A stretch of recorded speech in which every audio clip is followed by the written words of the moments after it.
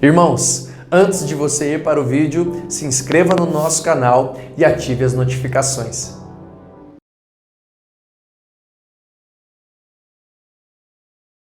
É um programa de perguntas e respostas para ensinar a palavra de Deus àqueles que são, em primeiro lugar, membros aqui da Igreja Presbiteriana da Penha e também a todos vocês que nos acompanham pela internet. Então, será uma grande honra para a gente poder continuar com a sua audiência logo depois deste culto no programa Que Palavra, onde os pastores vão responder as suas perguntas ao vivo. Então, se você quiser aproveitar, se você tiver qualquer dúvida em qualquer campo da palavra de Deus e da religião, você pode fazer a sua pergunta pelas redes sociais, no YouTube e no Facebook, onde esse culto está sendo transmitido, e o nosso querido pastor Leonardo Tobias vai tomar nota e vai também fazer a sua pergunta ao vivo aqui, e pela graça de Deus, e através da palavra de Deus, a gente vai tentar, pastor Amauri, pastor Wellington e eu, vamos tentar aí responder as suas perguntas com todo o amor e poder do Evangelho. Queridos, vamos lá então, Atos no capítulo 1, dos versículos 6 a 11,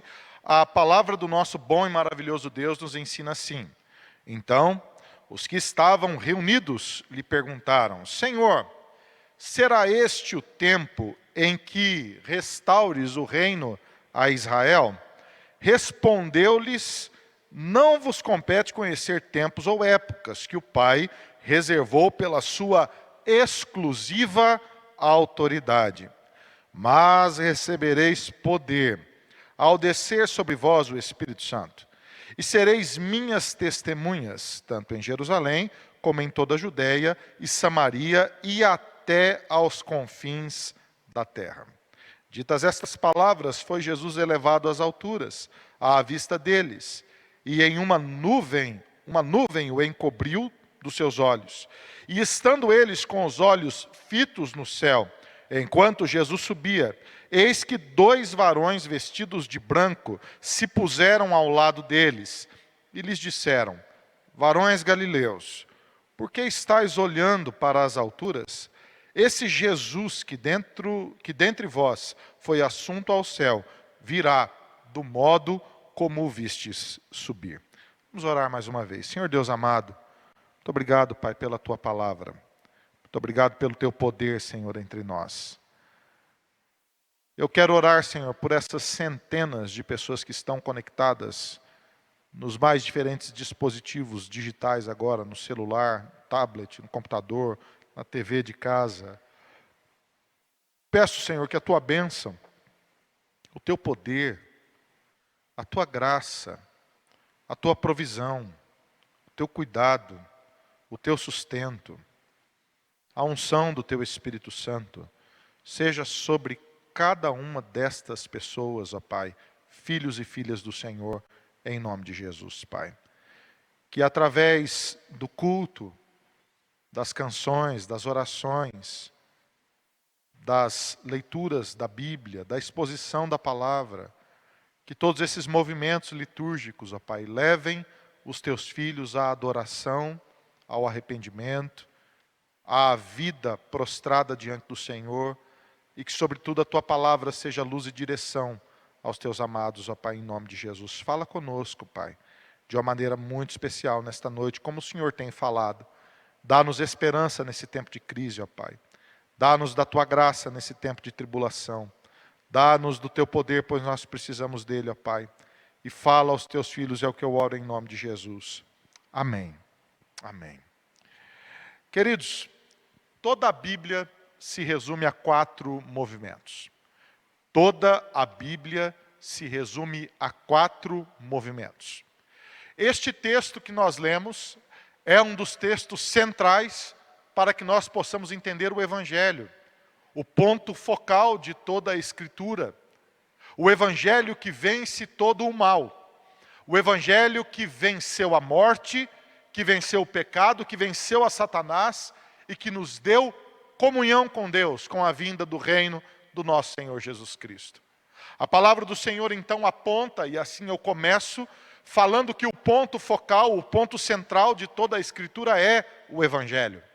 Se você me perguntasse o que está no centro da Bíblia, qual é o objetivo da Bíblia, qual é o ponto principal da Bíblia? O ponto principal da Bíblia é o Evangelho do Senhor Jesus. De que na plenitude dos tempos, Deus enviou o seu Filho amado ao mundo para que ele pudesse oferecer a sua vida na cruz do Calvário, morrer uma morte justa, aquele que não tinha pecado algum, se fez pecado por todos nós, para que através da sua morte na cruz do Calvário, nós fôssemos resgatados da escravidão do pecado e reconciliados com Deus por causa da soberania de Deus e para a glória de Deus. O segundo movimento é que a Bíblia é a grande narrativa da história de Deus para com o seu povo. E toda a Bíblia, desde o primeiro versículo de Gênesis até o último versículo do Apocalipse, aponta para este mesmo Evangelho. A Bíblia aponta para Cristo. E em todos os seus movimentos, a Bíblia aponta para o mesmo evento, Cristo, para a mesma plenitude, a cruz e a ressurreição de Jesus, para o mesmo objetivo de Deus, que é fazer novas todas as coisas e redimir toda a história pelo poder de Jesus. Neste movimento da palavra de Deus, há ainda um terceiro movimento que resume toda a história de Deus com o seu povo. Deus escolhe para si um povo, e esse povo foi escolhido por Deus para viver para a glória de Deus na terra. Este povo no Antigo Testamento foi Israel.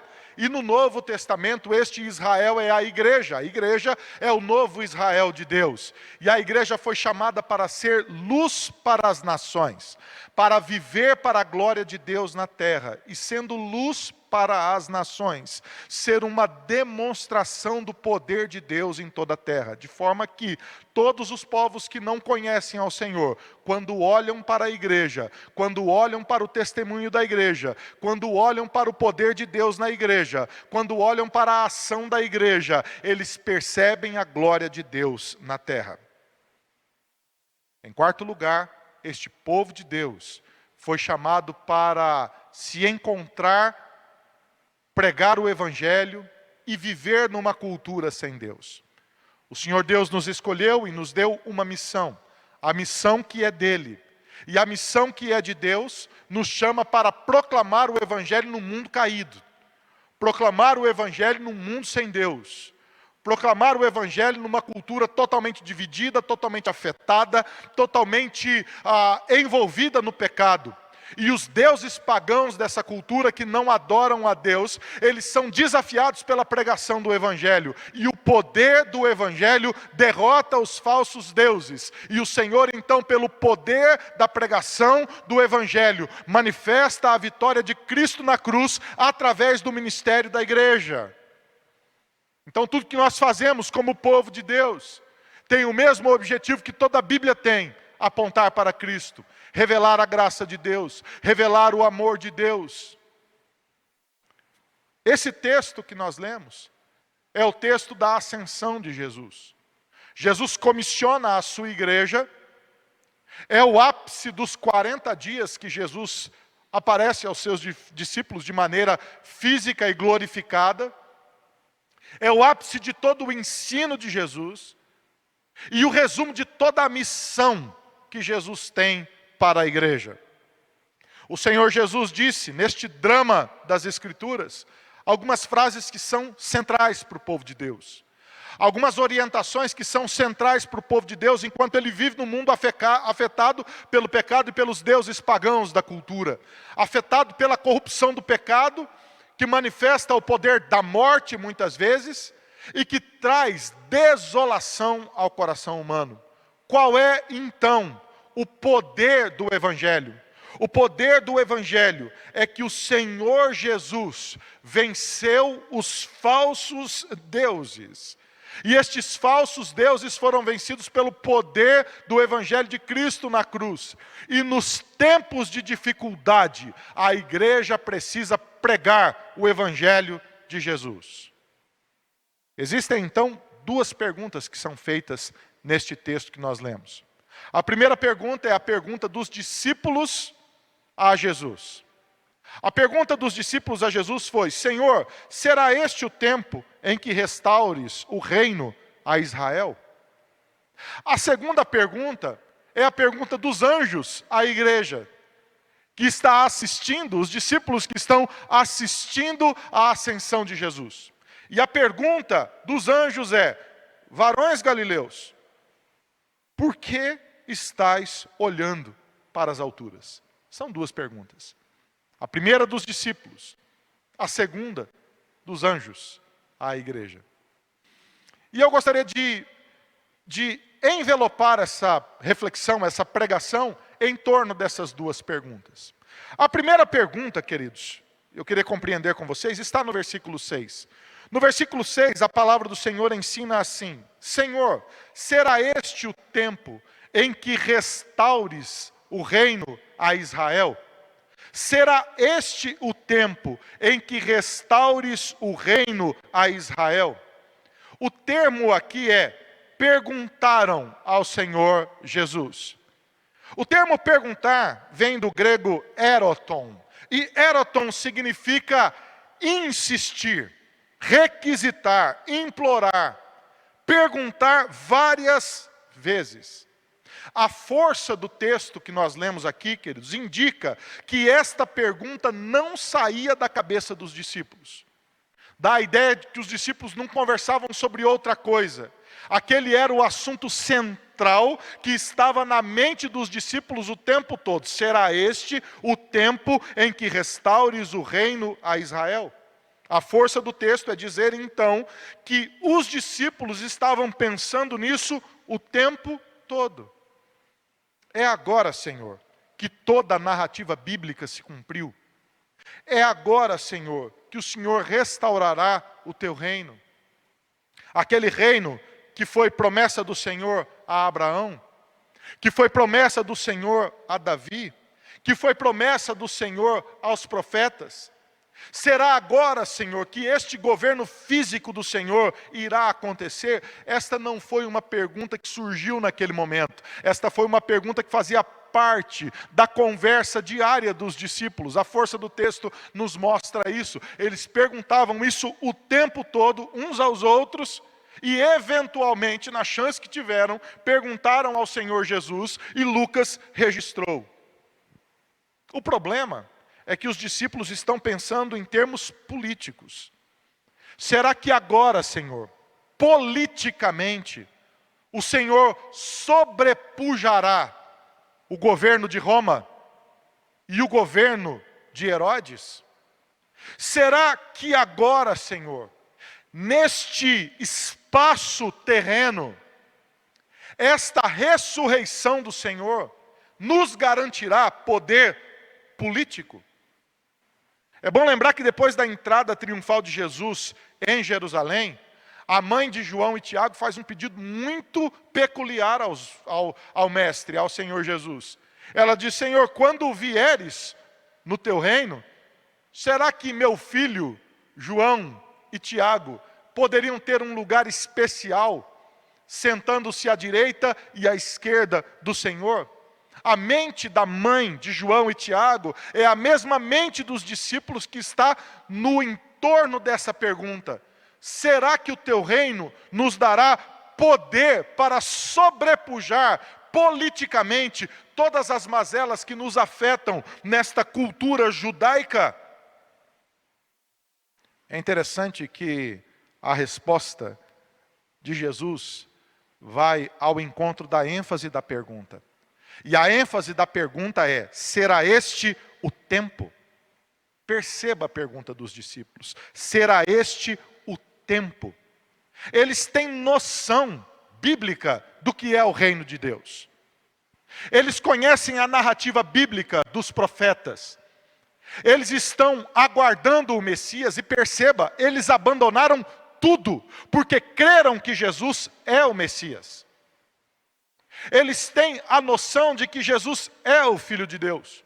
O próprio Pedro já teve esta mesma revelação do Espírito Santo. Tu és o Cristo, o Filho do Deus vivo. Eles não estão falando aqui como alguém que não tem fé no Senhor Jesus. Pelo contrário, eles creem no Senhor Jesus. A confusão que eles têm na mente é porque eles não discerniram ainda o que será de fato o reino de Deus. E qual é o seu papel como discípulos agora, neste reino de Deus, que foi inaugurado na ressurreição de Jesus? Será esse, Senhor, o tempo? Este é o ponto focal da pergunta. É este, Senhor, o tempo?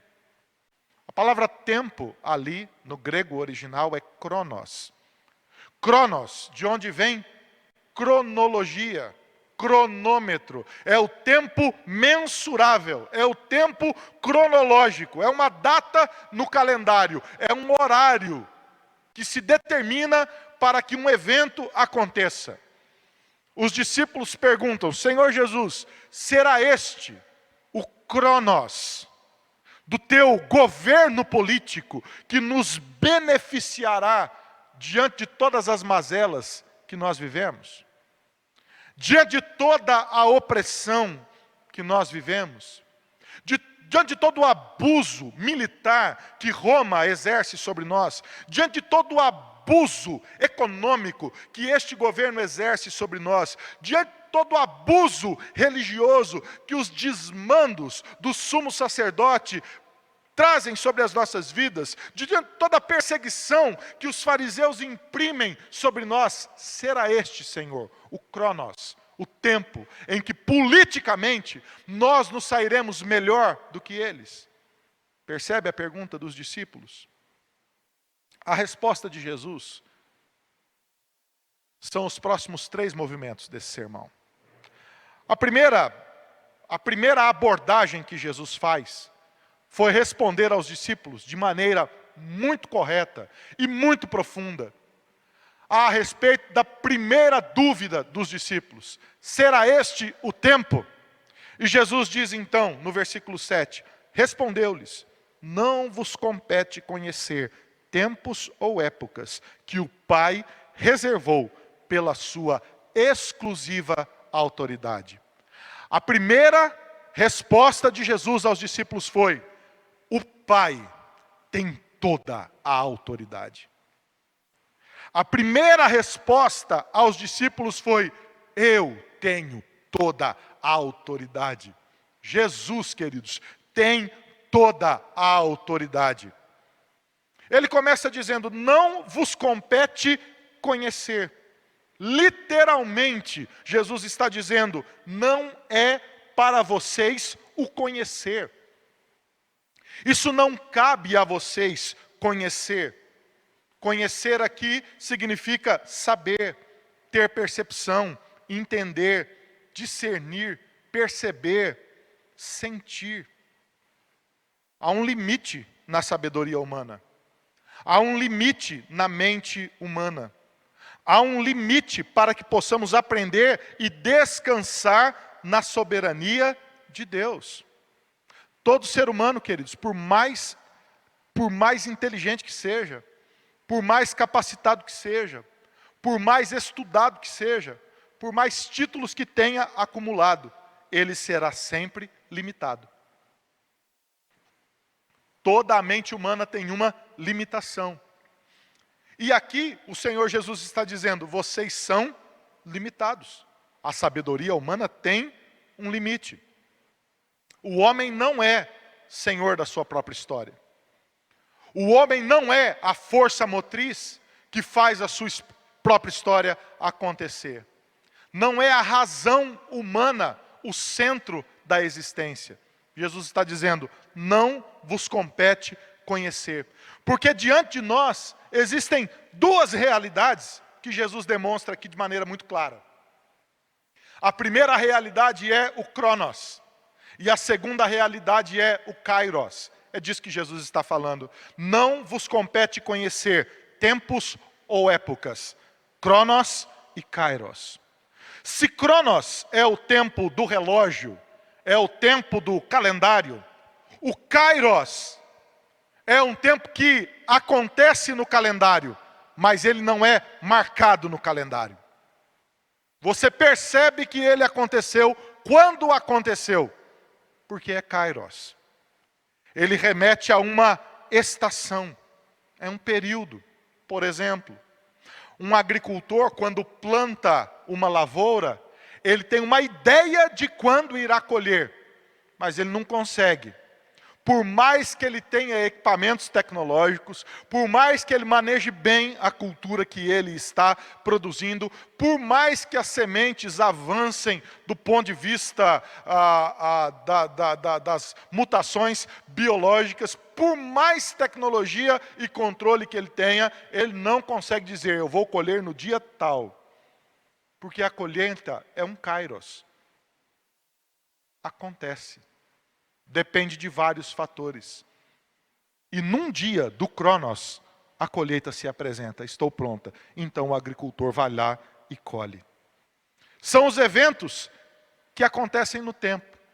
E nesse tempo nós assimilamos. Nós assimilamos o Kairos no Cronos. Um outro exemplo. Uma guerra. Uma guerra não tem data para começar. Ela acontece por causa de eventos. São eventos que se conduzem no calendário, que vão motivando a guerra. Ela começa num dia, mas ela não aconteceu por causa do Cronos. Ela aconteceu por causa do Kairos. O nascimento natural de um bebê acontece no Kairos. O médico tenta fazer as contas, ele tenta perceber mais ou menos quantos meses, quantos dias, quantas semanas, e determina mais ou menos quando aquele bebê, que vai nascer em parto natural, nascerá.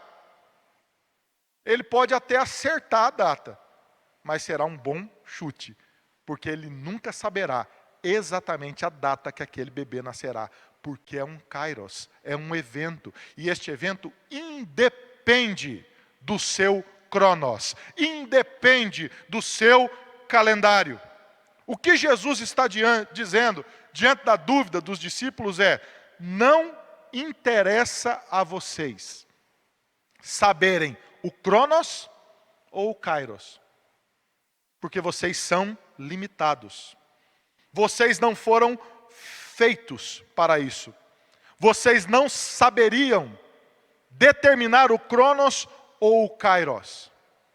O que é que nós precisamos fazer então? Diante do calendário da vida e dos eventos que acontecem na vida, nós devemos confiar na autoridade exclusiva de Jesus. Nós vivemos um kairos.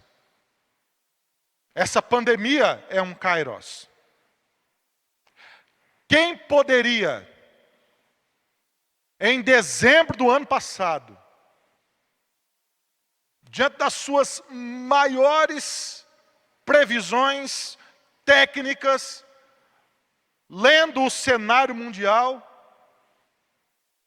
dizer que hoje, em abril, nós estaríamos com o mundo estacionado por conta deste evento chamado coronavírus?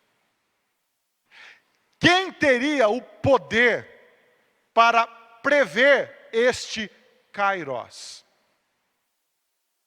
Nós vivemos hoje a reação a um kairos que é extremamente complexo. E se torna complexo do ponto de vista político, econômico, da saúde, da estrutura. É complexo porque tem proporções mundiais. É complexo porque existem muitas vozes dizendo muitas coisas e dando direções muito diferentes para esta própria crise que se levantou, a qual eu estou chamando de kairos, de um evento fora do controle humano.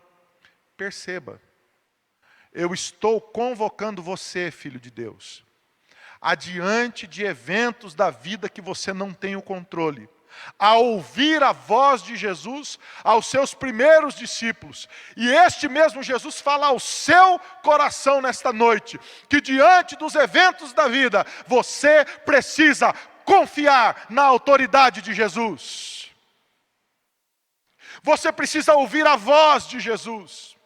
Você precisa descansar o seu coração naquele que tem todo o poder sobre todas as coisas. Jesus diz, o Pai tem toda a autoridade. A autoridade aqui é a palavra grega exousia. E exousia significa poder de escolha, liberdade para fazer o que ele bem decidir, habilidade, permissão, força, influência. É o poder do magistrado que toma a decisão. É o poder sobre as potestades espirituais. É o direito de propriedade. O mundo pertence ao nosso Deus. E você, diante dos eventos da vida que você não controla, você precisa confiar na autoridade de Jesus. Jesus tem toda a autoridade. Em Mateus, no capítulo 28, o versículo 18, a palavra do Senhor diz, Jesus, aproximando-se, falou aos discípulos, dizendo, toda a autoridade me foi dada nos céus e na terra. Por isso, nós precisamos descansar o nosso coração na autoridade de Jesus. Você não sabe o futuro da sua vida. Você não sabe quais são as curvas que a vida vai lhe oferecer. Mas uma coisa você pode saber sim. Toda a sua história descansa nas mãos poderosas de Jesus.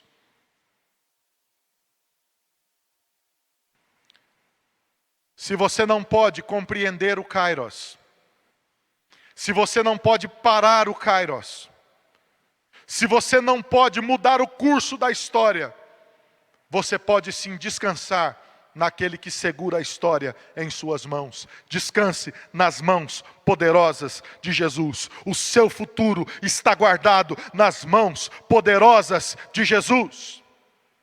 Nós não sabemos quais serão as crises, mas nós podemos sim decidir como nós vamos viver as crises. Você não sabe, mas você sabe nas mãos de quem você está. Deuteronômio no capítulo 29, o versículo 29 diz, as coisas encobertas pertencem ao Senhor nosso Deus, porém as reveladas nos pertencem, a nós e aos nossos filhos para sempre. Para quê? Para que cumpramos todas as palavras desta lei. Se você não sabe o porquê das coisas, Deus sabe. Se você não consegue responder a uma pergunta, Deus, por que isso está acontecendo comigo hoje? Deixa eu te dar uma boa notícia, Deus sabe. E se Deus sabe, você precisa aprender a descansar o seu coração nas mãos daquele que sabe de todas as coisas encobertas. Para que você viva cada detalhe da palavra de Deus em obediência, em confiança e sem perder a missão. Nós não sabemos quando será, mas nós cremos que Deus está no controle. O Senhor Jesus diz em Mateus 24, 36, mas a respeito daquele dia e hora, ninguém sabe, mas nem os anjos, e nem os céus, e nem o Filho, ninguém sabe, mas Deus sabe. Deus nunca perde o controle da história, Ele faz tudo conforme a sua vontade. Assim foi nos dias de Noé, queridos. Noé construindo a arca, obedecendo a Deus, e sofrendo o desdém da sociedade, sofrendo a zombaria da sociedade, sofrendo com os desmandes da sua sociedade, sofrendo com a impiedade da sua sociedade, mas construindo a arca, vivendo para a glória de Deus, obedecendo ao Senhor, com humildade. Ninguém dava nada, ninguém percebeu nada. O texto bíblico diz que enquanto eles bebiam, se casavam, davam-se em casamento, Noé entrou na arca. Eles não perceberam, Noé entrou na arca com a sua família. Você sabe quando que eles perceberam? Eles perceberam quando veio o dilúvio. E quando o dilúvio veio, desespero, choro, morte, desolação na terra. E Noé guardado pela promessa do Senhor. O texto bíblico em Mateus 24, nessa sequência de onde eu li o texto, diz que assim será a vinda do Filho do Homem. Você não pode com o kairos da vida, mas você pode descansar nas mãos poderosas do Senhor. Então, meu irmão, minha irmã, crente que está assistindo essa pregação, deixa eu te dizer uma coisa, para a glória de Deus, querido. No meio dessa crise, levante um louvor ao nome do Senhor. Pare de reclamar em nome de Jesus. Pare de murmurar em nome de Jesus. Levante o seu coração, porque você está guardado nas mãos de um Deus que tem todo o poder e que não perdeu o controle da história. Não tenha medo, Jesus tem todo o controle em suas mãos.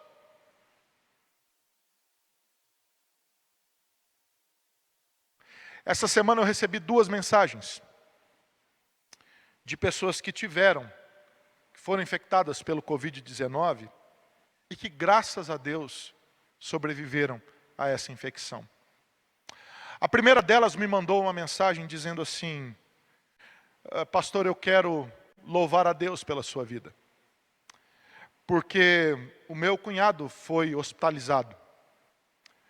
E enquanto ele estava na UTI, pastor, ele ouvia os louvores que o Senhor compôs. E a cada música que ele ouvia, o conforto, o poder, a autoridade, a graça de Jesus foram falando ao coração dele. E Deus foi lhe dando forças para suportar a enfermidade. Uma outra mensagem foi mandada pelo pastor Amauri aos pastores da igreja. Uma pessoa, enquanto infectada pelo vírus, recebia todos os dias as devocionais, as pastorais diárias feitas pelos pastores aqui da Igreja Presbiteriana da Penha. E na mensagem está escrito: a cada palavra Deus me fortalecia, Deus colocava esperança no meu coração e eu fui me sentindo mais forte pelo poder da palavra de Deus. Você não tem controle sobre os eventos da sua vida, mas você tem controle sobre o seu coração. Você não tem controle sobre as crises que virão à sua vida, mas você pode escolher como você vai viver essa crise. Viva toda a sua vida crendo na autoridade de Jesus. Não tenha medo, tenha paz, porque Jesus está com você. O segundo movimento da resposta de Jesus, versículo 8, diz assim: vocês receberão poder. Mas vocês receberão poder ao descer sobre vocês o Espírito Santo. Vocês receberão poder de Deus. O primeiro ponto foi: vocês precisam crer na autoridade de Jesus. O segundo ponto da resposta de Jesus é: vocês receberão poder. É interessante que Jesus diz: vocês não podem saber o Cronos e o Kairos. Isso não é com vocês.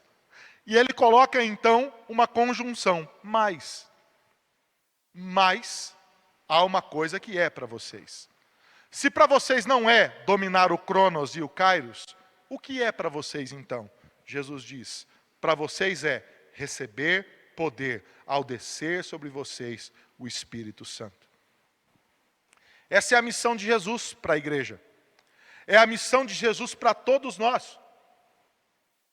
À medida que nós não sabemos o Cronos e o Kairos, nós podemos crer que Deus está com o seu povo. À medida que nós confiamos plenamente na soberania de Deus, confiamos o destino das nossas vidas nas mãos de Deus, nós estamos agora intensamente na missão de Deus na terra. O texto é: vocês receberão poder. Receber aqui significa pegar com a mão, segurar. É a imagem de alguém que está empunhando uma ferramenta para usar essa ferramenta. Ou de um soldado que está empunhando uma espada para ir para a batalha. Você tem posse daquilo, você recebeu aquilo. Você não recusou, aceitou, abriu a porta para uma pessoa entrar na sua casa. Isto é receber. O que a igreja vai receber? A igreja receberá poder. Poder aqui é dínamos, dinâmica. A autoridade de Jesus nos dá poder, excelência, excelência moral, força. É a força residente em um exército. São as forças armadas de um país que defendem esta nação. Poder. Vocês receberão poder. Perceba, queridos, o que Jesus está dizendo aos discípulos. Perceba. Ele diz: filhos, vocês não terão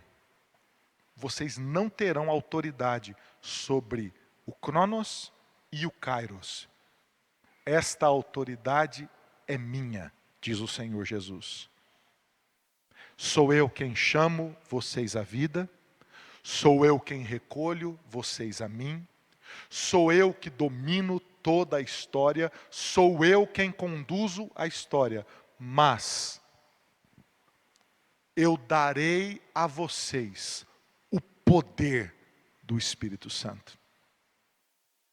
E vocês empunharão o poder de Deus na terra. Irmãos, quando eu escrevi esta frase, neste esboço que eu estou lendo nesta hora, preparando esta mensagem, eu tive que parar para me ajoelhar e orar ao Senhor. Eu não sei se essa frase impacta o seu coração, mas impacta o meu. Vocês empunharão o poder de Deus na terra. Você consegue discernir a presença de Deus na igreja? A missão que Deus tem para a igreja? Você consegue perceber, queridos, que Deus derramou sobre a sua vida o Espírito Santo? E esse Espírito Santo lhe deu poder para viver a missão de Deus na terra? O Espírito Santo ele foi derramado sobre a igreja. Em Atos, no capítulo 2, essa promessa é cumprida. O Espírito Santo foi derramado sobre o coração da igreja. É o contraste de Babel. Enquanto em Babel Deus confundiu as línguas, em Atos 2 Deus reuniu as línguas.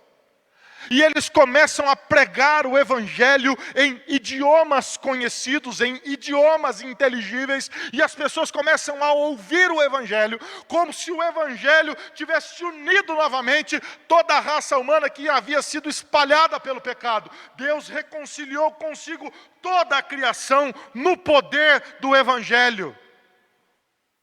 E você sabe o que acontece como reflexo do poder do Espírito Santo? Pedro, juntamente com os 11, se levanta para pregar o Evangelho. E 3.000 pessoas são batizadas naquele dia, para a glória de Deus.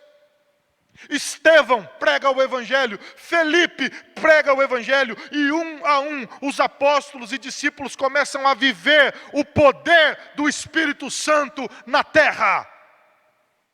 A igreja, querido, é a demonstração viva do poder de Deus na terra. E você deve viver a sua vida no poder do Espírito Santo.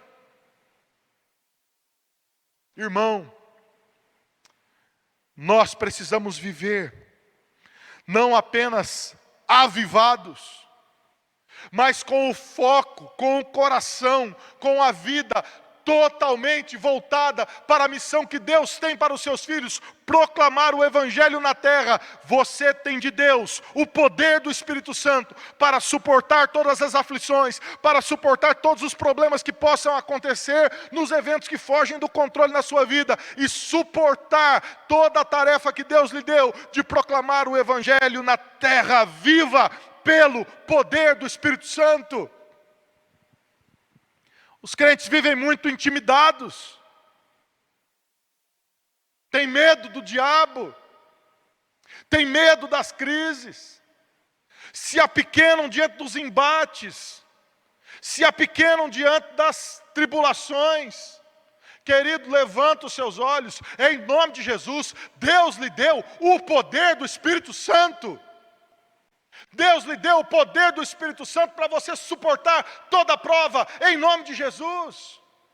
Deus encheu a sua vida com a promessa santa do Espírito Santo, e você precisa viver no poder de Deus, querido. Todas as vezes que você olha para uma situação da sua vida e diz, eu não consigo, deixa eu dizer uma coisa para você, você está certo, você não consegue mesmo, ninguém consegue. Ninguém consegue. Eu não consigo sustentar a minha casa. Chegou a uma boa conclusão, não consegue. Eu não consigo vencer esse problema. Não consegue. Será que eu vou conseguir? Não vai conseguir. Porque nós, por nós mesmos, somos falhos, caídos. A semente de Adão está em nós. A nossa natureza caída é muito mais forte do que a gente possa imaginar e do que a gente possa combater. Mas olha a boa notícia, na cruz do Calvário, Jesus venceu o pecado, Jesus venceu a morte, Jesus venceu a Satanás, e no Pentecoste, Ele derrama o Espírito Santo sobre a igreja e nos dá poder. Nós somos cheios do poder do Espírito Santo para viver para a glória de Deus na terra. Por isso levanta, querido, e começa a pregar o Evangelho em nome de Jesus. O Covid é uma crise violenta, é verdade. Mas a Amazon, que é uma empresa finita, cheia de falhas, pecaminosa, como são todas, contratou 100 mil empregados nessa fase de crise. Toda crise, querido, é uma grande oportunidade. Toda crise é uma porta aberta, porque a crise revela o que está dentro do seu coração. A crise revela os seus medos, mas também revela grandes portas, grandes oportunidades. Então para de olhar para essa crise em nome de Jesus e começa a olhar para Cristo. Cristo lhe deu o poder para você enfrentar todas as situações que você não tem controle. O texto continua, e em terceiro lugar, eu continuo também dizendo, vocês serão testemunhas de Jesus. O versículo 8b diz, e sereis minhas testemunhas, tanto em Jerusalém, como em toda a Judéia e Samaria, e até os confins da terra. Qual é a missão do povo de Deus? A missão do povo de Deus é ser povo de Deus na terra. É ser luz para as nações, é ser testemunha de Jesus. O texto aqui diz, vocês serão minhas testemunhas. É um substantivo. Vocês testemunharão. Existe também o verbo testemunhar. O termo é emprestado aqui do Fórum Romano. É o ato de testemunhar algo num tribunal. De dizer, eu vi, eu presenciei, eu sei. E por isso estou testemunhando. Existem outras palavras importantes no Novo Testamento que revelam o papel da igreja. Palavra querigma, que significa proclamar. É o arauto proclamando a mensagem e alto em bom som. Nós somos arautos do nosso bom e maravilhoso Deus. Nós proclamamos, é o querigma. Uma outra palavra importante no Novo Testamento, evangelizomai, que significa anunciar as boas novas, falar das boas novas. Nós somos evangelizadores, somos aqueles que levamos as boas novas. O crente, ele é só boa notícia do começo ao fim. Por isso que não cabe murmuração, reclamação, por isso que não cabe fofoca, por isso que não cabe maledicência na vida do crente, porque ele é uma boa nova, do começo ao fim. Olha que interessante, a última palavra, didaquê, que é o ensino, é ensinar o que Jesus ensinou. Em suma, o texto está dizendo, vocês vão testemunhar, vocês vão anunciar, vocês vão evangelizar, vocês vão ensinar. Nós somos escolhidos para viver esta missão de Deus na terra, escolhidos para sermos testemunhas de Jesus na terra, mesmo em tempos difíceis.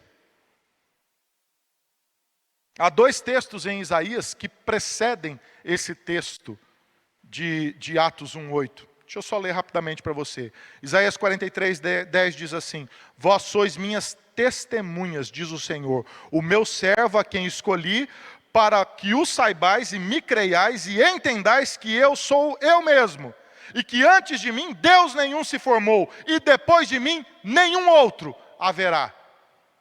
À medida que você ensina, anuncia, testemunha, evangeliza, as pessoas percebem, os eleitos ouvem e sabem que existem apenas um só e maravilhoso Deus. Nós fomos chamados para sermos testemunhas de Jesus em tempos difíceis. Não vos assombreis e nem temais, acaso desde aquele tempo não vô-lo fiz e não vô-lo anunciei? Vós sois as minhas testemunhas. Não há outro Deus além de mim, não há outra rocha que eu conheça. Isaías 44:8. Apenas o Senhor. E nós somos chamados para esta missão em Jerusalém, na Judeia, em Samaria e até os confins da terra. Tudo isso se cumpriu em Atos, irmãos. E continua a se cumprir até hoje. Do capítulo 1 ao 7º capítulo, o evangelho é pregado em Jerusalém. Do capítulo 9 ao 11, em Judeia e na Samaria. E do 11 ao 28, até os confins da terra, com o ministério de Paulo, de Barnabé e outros. O mesmo movimento continua a acontecer até hoje. Nós somos testemunhas de Jesus em todos os lugares geográficos da terra. E você deve viver para testemunhar o Evangelho. E quais são as boas novas, queridos? Deixa eu dizer algumas coisas para vocês. Primeiro, o Evangelho é escatológico.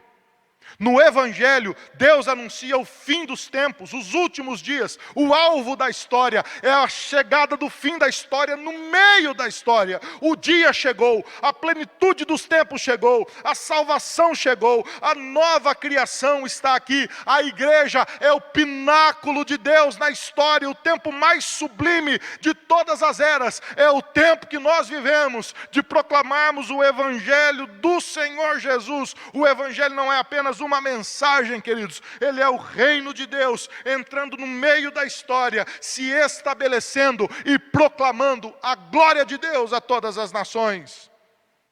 O Evangelho é soteriológico, ele é o poder de Deus que invadiu a história para salvar o que estava perdido.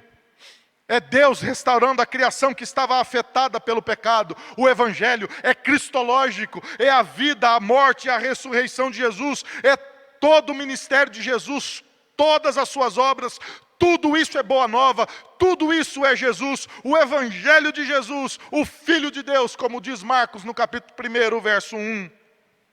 O Evangelho é pneumatológico, é a proclamação da vinda do Espírito Santo, aquele que os profetas Joel, Ezequiel, entre outros, prometeram que viriam nos últimos dias, que o Espírito Santo seria derramado. O Espírito Santo em Cristo, no batismo de Jesus.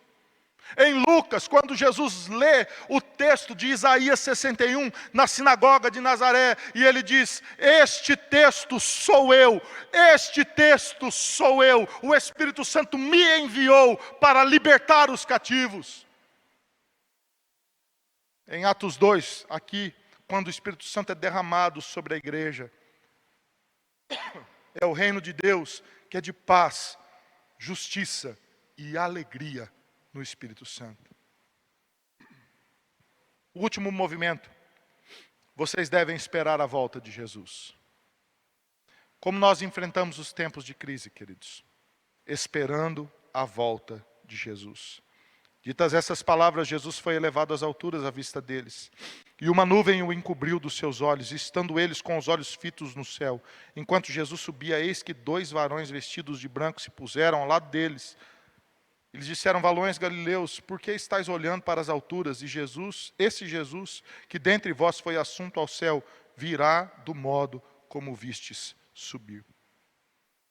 Por 40 dias Jesus se mostrou aos discípulos. Mostrou as suas feridas, sentou com eles, comeu com eles. 40 dias após a Páscoa, a ascensão de Jesus, a ressurreição de Jesus, ela é esse movimento contínuo da percepção de que Jesus está vivo.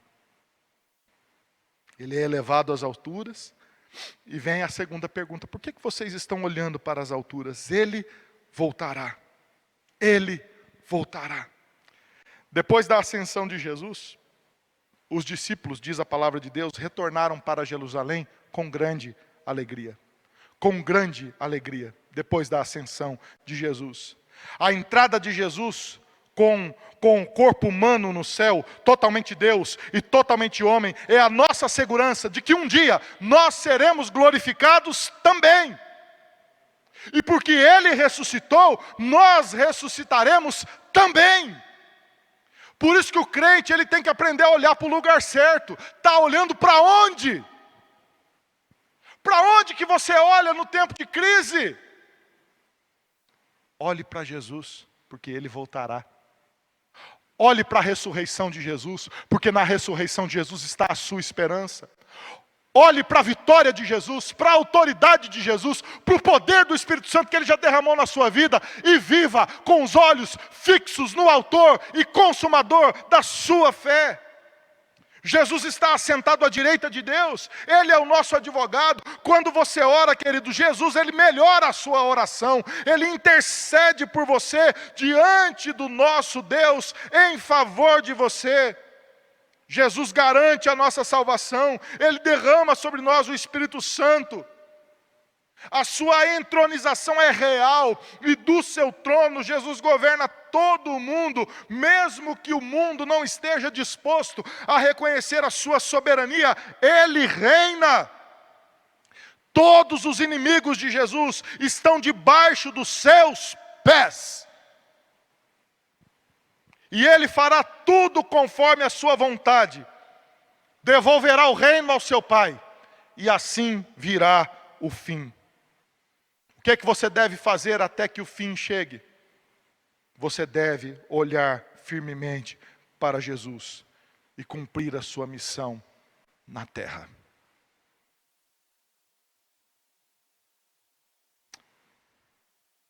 Eu quero lhe convidar nessa noite, querido, a este movimento sublime, a este movimento mais profundo que um crente possa fazer na sua existência.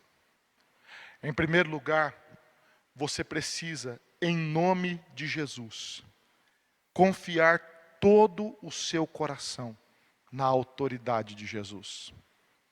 Você não tem o controle do Kairos. Você não consegue prever todos os eventos da sua vida. Você é um ser humano limitado, mas Jesus não é. Descanse o seu coração na autoridade de Jesus. Em segundo lugar, creia, você recebeu de Deus o poder do Espírito Santo. O Espírito Santo habita o seu coração. Então seja fortalecido em nome de Jesus. Em terceiro lugar, seja testemunha de Jesus. Nesse tempo de grande crise que nós vivemos, é também um tempo de grande oportunidade para que você seja testemunha de Jesus e comece a proclamar o Evangelho com a sua própria vida. Em último lugar, olhe para o lugar correto, querido, em nome de Jesus. Você está olhando para onde? O texto diz, olhe para a volta de Jesus. Olhe para a beleza de Jesus. Olhe para o poder de Jesus. Olhe para estas mãos poderosas de Jesus que governam toda a história. Quero orar com você no final deste sermão. Senhor Deus amado, há muitas pessoas que nos assistem nessa noite, Pai. Há muitas pessoas que nos assistem, Senhor, que talvez estejam cansadas e sobrecarregadas, Pai. Mas neste domingo, Senhor, de Páscoa, no domingo da ressurreição, nós pregamos, Senhor, o Evangelho que vence todo mal, ó Pai, em nome de Jesus. Toda a autoridade, Senhor, está em Tuas mãos. Todo poder, Senhor, está em Tuas mãos. E o Senhor, ó Pai, pela tua infinita graça e favor, derramou esse poder sobre a tua igreja, Pai. E capacitou filhos do Senhor a viverem para a tua glória, mesmo nos momentos de maior embate da vida, Senhor. Deus amado, nós não podemos prever os tempos e as épocas, ó Pai, mas nós podemos descansar na tua autoridade e no teu poder, ó Pai. Por isso, Deus, fortaleça-nos pelo poder do Espírito Santo.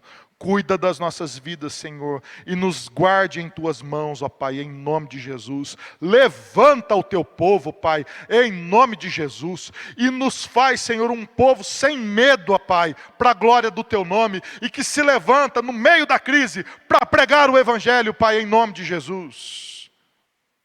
Deus amado, tira do coração dos teus filhos todo o espírito de covardia, de empobrecimento da mente, da alma, de empobrecimento e de apequenamento diante dessa situação, Senhor. E dá-lhes, Senhor, do poder do Espírito Santo, em nome de Jesus, para perceberem que o Senhor está no controle de todas as coisas, ó Pai. Ó Deus amado, volta os nossos olhos para o Senhor, ó Pai. Ó Deus, assim como naquele dia, os discípulos foram orientados a pararem de olhar para o nada, Senhor. Que os nossos olhos, eles sejam retirados do lugar onde o Senhor não está, ó Pai. O Senhor não está no noticiário. O Senhor não está no meio da má notícia. O Senhor não está na confusão política. O Senhor não está nestes lugares, ó Pai. O Senhor está governando o mundo com poder e autoridade, ó Pai. A história está nas mãos do Senhor, ó Pai. É nas tuas mãos que está todo o poder. É para lá que os nossos olhos têm que se voltar, ó Pai. Ó Deus amado, pelo teu poder, ó Pai, que a tua bênção seja sobre a casa dos teus filhos, ó Pai, em nome de Jesus. E onde há, Senhor, um filho do Senhor sofrendo, ó Pai, que o teu poder lhes alcance agora, Pai, em nome de Jesus.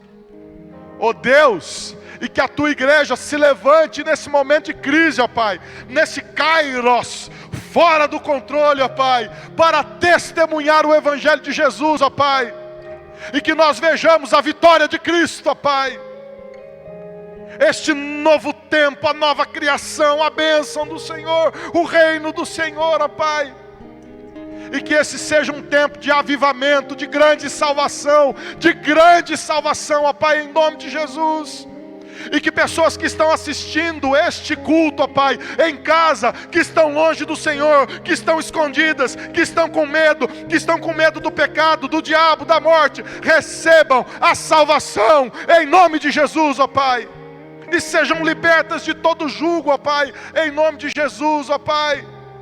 Ó Deus amado, e que o teu Espírito Santo, Senhor, seja derramado sobre a tua igreja, Pai.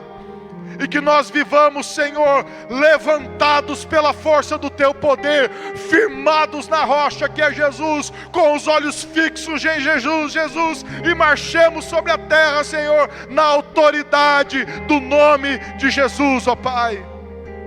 Ó Deus, levanta as nossas vidas, ó Pai. Fala, Senhor, brada ao coração dos teus filhos a tua vitória. E faz isso pelo poder do Evangelho. E nos levanta para vivermos em novidade a cada dia. É o que eu oro, Senhor, em nome de Jesus. Em nome de Jesus, graças a Deus. Canta, querido, agora, em resposta a esta pregação. Levanta o seu coração diante de Deus, em nome de Jesus.